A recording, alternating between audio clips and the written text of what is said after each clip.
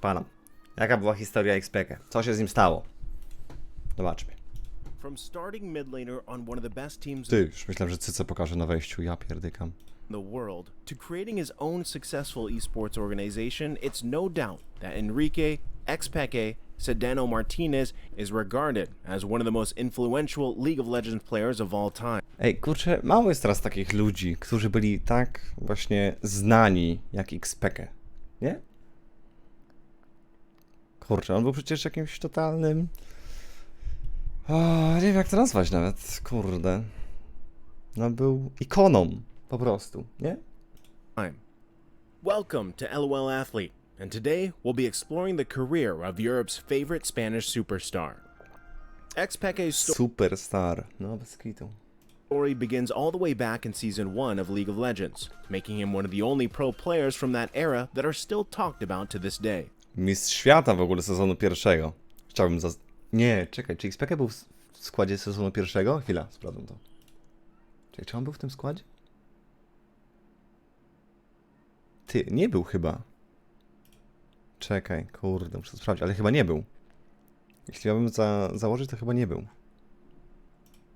Kurde, był. A wydawało mi się, że nie było go. A czy to Soaza później... A dobra, to Soaz był tutaj. Triple A. Tutaj był Soaz, okej, pomyliłem. Xpeke grał topa właśnie na początku. Ajajaj. Initially playing as a top laner, O, Xpeke was picked up by Fnatic in late 2011 after several impressive showings at local tournaments. Fnatic would go on to win the very first League of Legends World Championship, beating out the French team against all authority in the finals. O właśnie. To był turniej, który był w ogóle grany na Dreamhacku w Szwecji. I było chyba $25,000. I to były Mistrzostwa Świata sezonu pierwszego w ogóle. Ja pierdykam. Season 2 was a bit of a slow year for Xpeke. After swapping to mid lane, he established himself as an incredibly consistent Po przejściu na mida i wyrzuceniu Polaka, Rodaka, Szuszaja. Niestety. mid laner. Although his performance in the IGN Pro League tournaments was impressive, Fnatic started to choke by the end of the year. In the European Regional Finals, Fnatic would place 4th, failing to qualify for the Season 2 World Championship. Ty, Fnatic nie było na Worldsach w drugim sezonie? CLG EU było, M5. I co jeszcze było? SK? Nie, SK było później. Czekaj, kto był w drugim sezonie? Z Europy. Na pewno te dwie drużyny były, pamiętam, ale... SK Gaming było wtedy. O, z Ocelotem jeszcze w ogóle. I o pierdyla. I Kevin, który był pół Polakiem, powiedzmy. Okej. Season 3 is where Xpeke really started to shine. Co to było? No patrzcie, no jakby... Kurde, to jest to, co też ostatnio gadałem o tym, w tym gadałem o e-sporcie, że właśnie... Możesz poznać, nawet kurde w Bieliźnie tego gościa widzisz. A aktualnie gracze sportowi nie da się ich poznać. Mało jest tego, mało jest jakby kontentu robionego wokół graczy i sami gracze też nie streamują, nie dają się poznać. To jest lipne. W ogóle wczoraj jeszcze oglądałem z Mad Lions był no takiego vloga powiedzmy zrobili z Winter Splitu i też był bardzo fajny. It really started to shine as an individual player. Bouncing back after their disappointing performance at the regional finals, Fnatic would Ty, czemu to było Fnatic RC? Co to było RC? A, Raid Call, chyba to się było coś takiego, Raid Call chyba. Jakiś taki program, chyba ich sponsorowali. go on to win DreamHack Winter 2012, CLG. Fiu. Reckless. beating CLG EU in the grand finals in a close 2-1 series. Xpeke looked particularly impressive at the tournament, as his team coordination and individual mechanics were a cut above the rest. At the IPL Season 5 tournament Ale dziwnie ta gra wyglądała w ogóle, nie?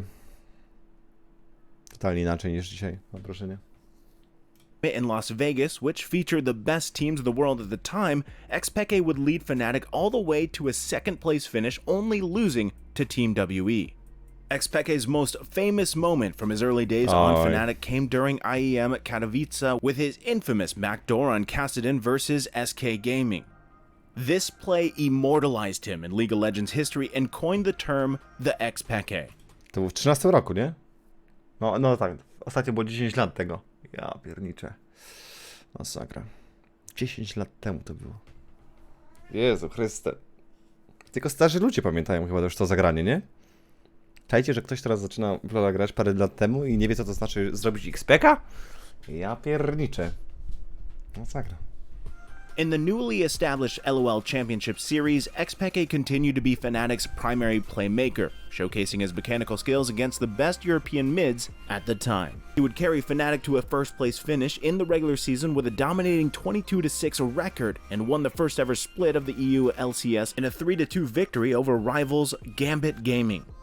Xpeke's success on Fnatic would continue for the To jeszcze było grane na chyba... jak się nazywa ten event w Niemczech? Game... Jak to się nazywa? To co jest w Kolonii bodajże. remainder of Season 3, where they finished second in the regular season before Czyli był regaining tam Gambit ten? Był tam Kubon? in a 3-2 Kurde, tu nawet niku nie widać. Diamond? Nie, to jest chyba ten. To jest jeszcze... Boże, nawet nie pamiętam. Darien? Darien było. Iem? Nie. Kurde, no jest jakiś taki event, co jest w Niemczech przecież. victory over rivals Gambit Gaming. Xpeke's success on Fnatic would continue for the remainder of Season 3, where they finished second in the regular season before regaining their form in the playoffs to win their Lemon Dogs. Nuke Duck. Mitty, który jest aktualnie coachem w Cloud9. No nieźle. Jeszcze Pushu. Kurde, pa, Jorikiem nawet grali wtedy. Fiu. second championship Dreamhack? Nie, no kurde, no jest w Niemczech przecież taki event. Ja pierdykam, czekaj. Event, gaming. Jak jest Niemcy po angielsku? Germany. Nie da mi to spokoju. Tak możecie nie znać. Gamescom, no przecież Gamescom. Na Gamescomie to było grane. title. At World Season 3, I to właśnie, to było też fajne moim zdaniem wtedy, że właśnie Riot się podpinał pod takie właśnie wszystkie jakieś takie PGA, Gamescomy, Dreamhacki i tak dalej. No bo było dużo ludzi po prostu właśnie na eventach i to było fajne. Fnatic went 7-1 in their group, with Xpeke outperforming other top mids, such as Alex Ish, Parcie. Tutaj Mata grał. No. Longera, dzięki za 17 miesięcy, siemano. Mata, Imp, Dundee, Looper. Dade, and ManCloud. In his quarterfinal match against the North American champions Cloud9, Xpeke would once again prove to the world why EU was better than NA, styling on C9 O, stary Shen. To jeszcze stare Cloud9, Lemon Nation, Sneaky, High, Meteos i Balls. Fiu. Line's mid laner, High. Unfortunately for Xpeke, his World Championship run would be cut short in the semifinals after a 1-3 loss to China's Royal Club. O, tutaj jest ten gościu, Tabe, który wynalazł Ankę na saporcie. Właśnie podczas tych Mistrzostw Świata, z tego co pamiętam. Pierwszy raz była grana Anka na saporcie wtedy. Jeszcze Uzi. Royal Club. Xpeke's success on Fnatic would continue into Season 4, where he remained as one of the best mid laners in Europe with standout performances on his Nidalee and Vladimir. Fnatic finished 4. sezon. Nidalka na midzie. Tak było. Freddy, dzisiejszy coach Rogue, znaczy no Koi. Svenska, nie wiem czy jeszcze gdzieś grał w sobie. in second place during the regular season, but turned it around in playoffs, beating out SK Gaming 3-1 in the grand finals, granting Xpeke his third European title in a row. Due to his spring split victory, Xpeke and Fnatic qualified for Paris All-Star 2014, where he would make it to the semifinals before losing to tournament favorites. To wtedy były te All-Starsy, tylko że to było chyba jak MSI, nie? Tak mi się wydaje. Chyba tak to było. SKT, to jest 4. sezon, tak? No. Czyli to SKT, które rok wcześniej wygrało Worldsy. SK Telecom. Unfortunately for Xpeke, Fnatic's summer O, Polak rodak. Kreaton. Never forget. split wasn't as dominant as he'd hoped for. Although his individual play was still top tier, the rest of his team fell short, and in the summer grand finals, Fnatic would fall 1-3 to Xpeke's longtime rival, Froggen. Fnatic still qualified for Worlds in 2014, and after being placed in the hardest group with OMG, LMQ, and Samsung Blue, Fnatic ended their Worlds run with a 2-4 game score. Even though his team lost in the group stage, Xpeke still had some highlight moments that proved he was one of the best mid laners in the world. After the season Niezła to była gierka. 4 World Championship, Xpeke made the decision to leave the team that defined his career up to that point and created his own organization in early 2014. No tak, w 2015 powstało Origin. No tak. Dokładnie tak.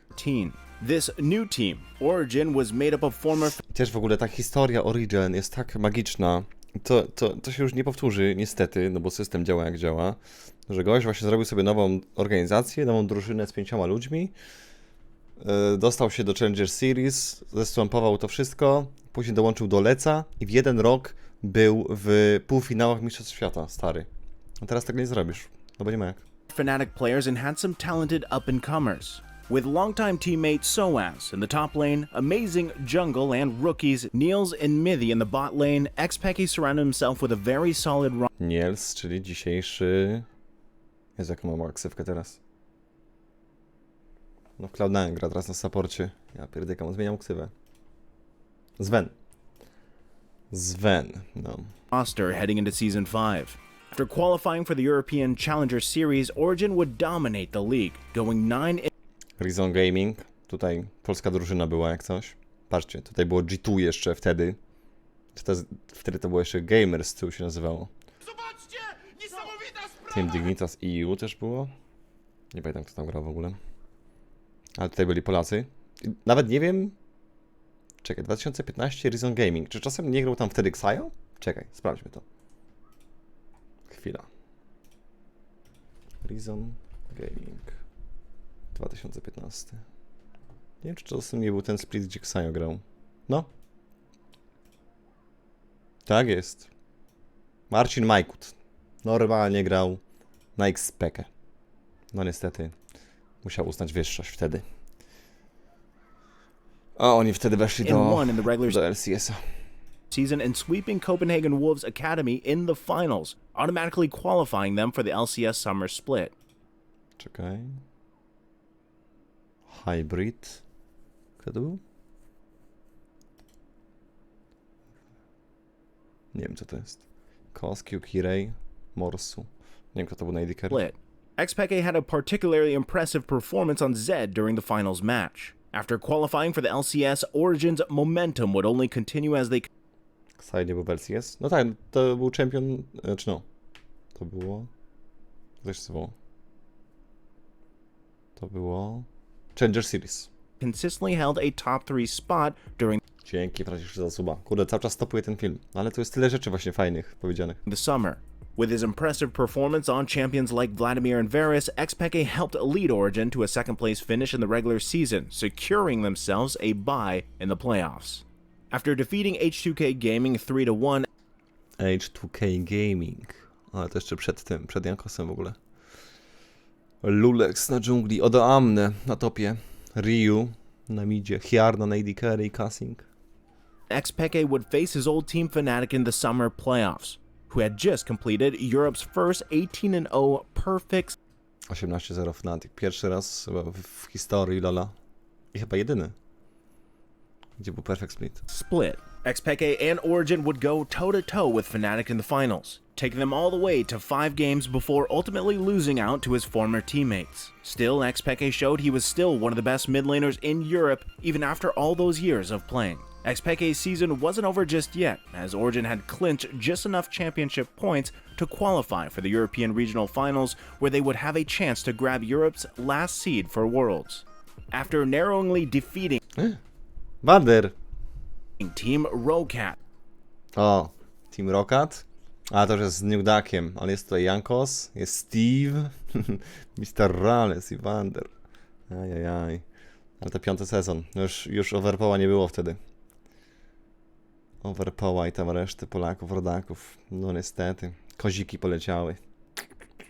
At 3-2, Xpeke would sweep his final opponents, Unicorns of Love, in a convincing 3-0 fashion to become Europe's first team to qualify for Worlds after starting the year playing in the Challenger Series. At Worlds 2015, Xpeke would surpass all expectations and put Origin on the map as a new European powerhouse. After Origin was Wtedy półfinały chyba były, nie? drafted into Group D, alongside LGD Gaming, KT Rolster, and Fajna grupa w ogóle.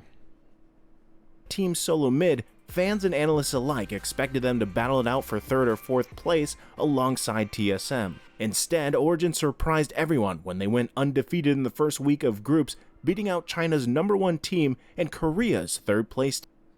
Co robi Wander teraz? Kurczę, coachem gdzieś jest. Ale nie pamiętam gdzie. Na Wikipedii musiałbyś zobaczyć. Nie wiem, czy nie gdzieś w Hiszpanii albo we Francji. Team.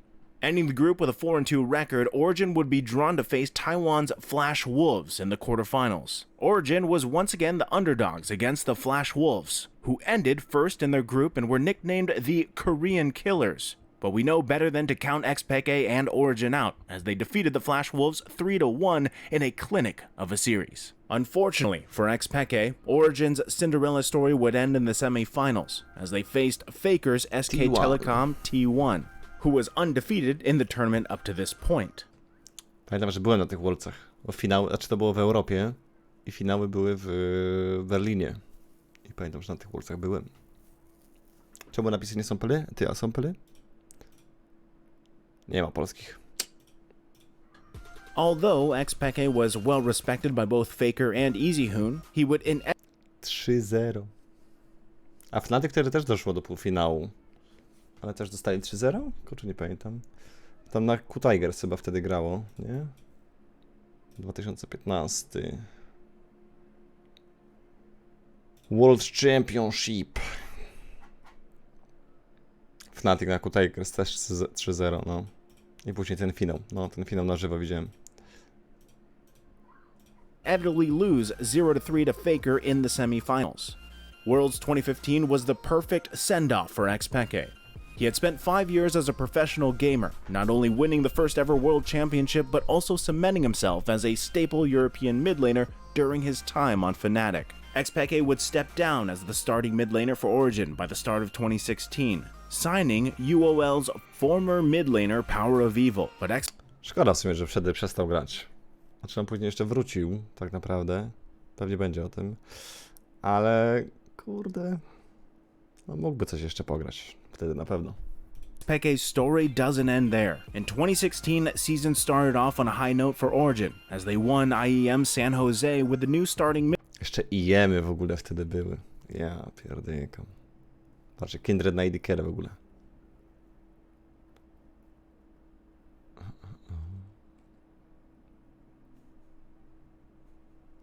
mid laner.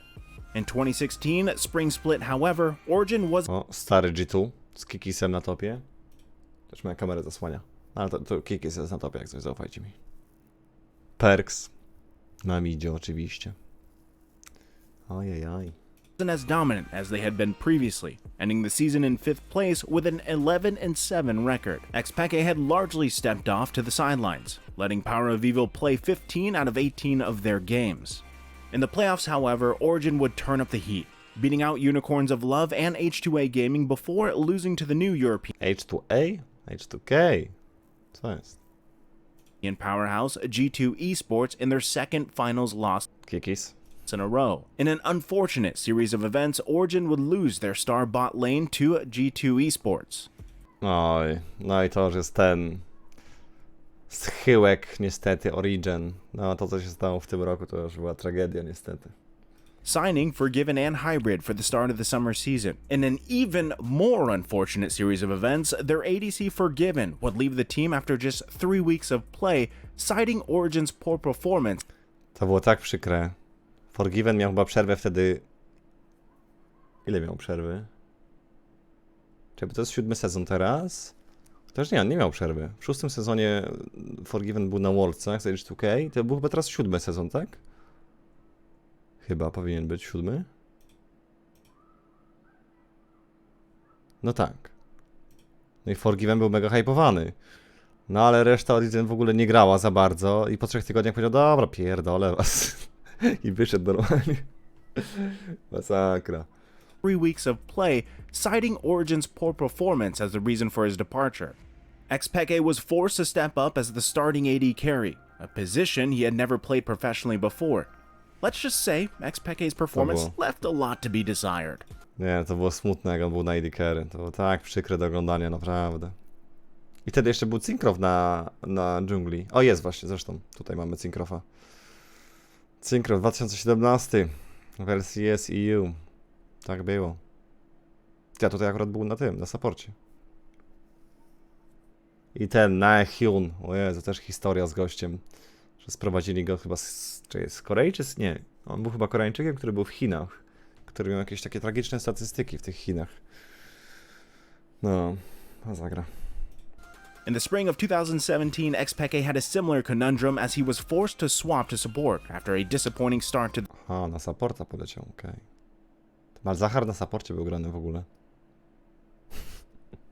Ja pierdykam. the season. Xpeke was unable to turn the tides in Origin's favor, as they were eliminated from the EU LCS prior to the start of the summer season. This would be the last time we ever got to see Xpeke on the LCS lineup, as he officially retired from pro gaming and took on more of a managerial role in Origin. Xpeke would continue to be actively involved with Origin, and even after they were purchased and rebranded to Astralis, Xpeke remained Strelas? Astralis oczywiście, nie? a shareholder within the team. Xpeke's innovative playstyle and success as both a player and owner make him a true legend in the League of Legends community. From his incredible plays on Fnatic to his creation and success with Origin, Xpeke's story is one that will always be remembered in the history of LOL esports. No właśnie, kurde, no gościu jest taką legendą ligi po prostu, że masakra, ale no właśnie mam wrażenie, że teraz już nie ma takich graczy, albo raczej mało ludzi, którzy załóżmy, no poczekaj, no bo Xpeke zbudował swoją karierę w powiedzmy, no 5-6 lat. I teraz, jeśli weźmiesz zawodników, którzy byli 5-6 lat temu w LEC, czy w LCS-ie, to nie robi się już takich karier, wydaje mi się. Nie jesteś aż tak rozpoznawalny, tak szanowany i tak ikoniczny po prostu jak on. I też szkoda, że jakby jego końcówka się tak, no nie za bardzo się dobrze pożegnał, że tak powiem. No bo tam Origin pod koniec też było tragiczne. Ale sprzedał te udziały do Astralis i no ciekawe, co tam w ogóle u niego się dzieje, bo to już minęło ile? No 5 lat, 5-6 lat, odkąd on skończył karierę. I w sumie nie wiadomo tak naprawdę, co tam on teraz robi w sumie. Co ciekawe. Reckless grał od 2012 roku, no czy wy mówicie? Mówię o ludziach, którzy weszli do LEC na przykład w 2017 roku. Ci ludzie nie mają takich, nie wiem, może Perks ewentualnie, czy Caps. To są takie, no okej. Ale chyba też nie aż tak bardzo. Chyba, wydaje mi się. No, Caps i Perks to są dwie osoby. Czy ktoś jeszcze jest takim... No, Jankos, ale to Jankos też już od 14 roku jest. Nie wiem, czy ktoś jest taki, kurde, ktoś się tak wyróżnia po prostu. Bjergsen teraz miał 10-lecie. W McDonaldzie pracuje teraz ten Xpeke? Nie, no ja myślę, że on tam, kurczę, pewnie jak to do Australii sprzedawał Origin, no to za parę dobrych melonów, kurczę, sprzedał. Raczej sobie żyje godnie. Chyba. Mam nadzieję, no. Należy mu się. No ale nie no, jak dla mnie po prostu gościu legenda totalna. Totalna legenda. To ten, co teleportował na bazę przeciwną i bazę zniszczy? No było tutaj to zagranko z Kasadinem. To było to. With his infamous backdoor on Kassadin versus SK Gaming. This play 10 lat temu. Ale to też jest właśnie to, że kurde, brakuje takich lanów po prostu i turniejów brakuje. No bo kurczę, to, że Liga Legend jest taka, no że są struktury po prostu, iż są te ligi, i że jest MSA, i jest Worldsy. Kurde, no brakuje takich pojedynczych strzałów właśnie, jak jakieś IEM-y, czy IPL-y jeszcze kiedyś w ogóle. Szkoda. Szkoda, że tak to teraz wygląda. I że brakuje też takiej historii właśnie, jak tutaj było z tym Origin, nie? Że legitnie gościu zostawia swoją drużynę, zakłada swoją drużynę i wrog tak naprawdę z Challenger Series leci na Worldsy. No teraz nie możesz czegoś takiego zrobić. Nie możesz piątką ludzi wejść do Leca i szturbem podbić go, bo jest 10 organizacji, które ma wykupione sloty i tak to działa. To jest no trochę szkoda, kurczę. Szkoda, że to jest takie zabetonowane po prostu, nie? Ciężko jest taką historię powtórzyć. Big szkoda, ale no jest jak jest, no. Przynajmniej Faker jeszcze gra. Ale coś czuję, że Faker Worldsy robi. Czy no, wygrywa mistrzostwa w tym roku i tyle go widzieli. Hajs się musi zgadzać. No tak, ale wiadomo, no. Po prostu Riot troszkę bardziej łapę położył na tym wszystkim. No i jest jak jest. Ale też, no moim zdaniem było jakieś piękno w tym LoLu. Do tego roku, nie wiem, 17 powiedzmy. 17? No, znaczy, kurde, no Lec ma swoje plusy. Duże, na pewno. Ale brakuje trochę tych właśnie takich turniejów dzikich, moim zdaniem. Bo teraz jak są te ligi, wszystkie LFL, LVP itp. No niby spoko, ale trochę brakuje. Mam wrażenie. Tak mi się wydaje. Gra od 2017 spada coraz bardziej w dół. Nie, no nie wiem, no z tego co tam Riot mówi, no to raczej są zadowoleni i tak dalej, ale dla mnie trochę tylko brakuje właśnie takich turniejów po prostu. To, że teraz są te zmiany w Lecu, że drużyny odpadają, jest spoko moim zdaniem. To jest fajna zmiana akurat. Zmiana formatu. Ale no... Ale fajne. Fajne. Oby... No nie wiem, właśnie kurde, brakuje mi takich, kurde, osobistości w LoLu. Nie ma tego wiele. I tak samo właśnie, że mało ludzi w ogóle streamuje w LoLu. A tutaj właśnie jednak było pokazane, że ten Xpeke też streamował i tak dalej. A teraz mało który zawodnik po prostu cokolwiek robi poza tym, że gra. Co nie wiem, czy jest fajne. Ale jest jak jest.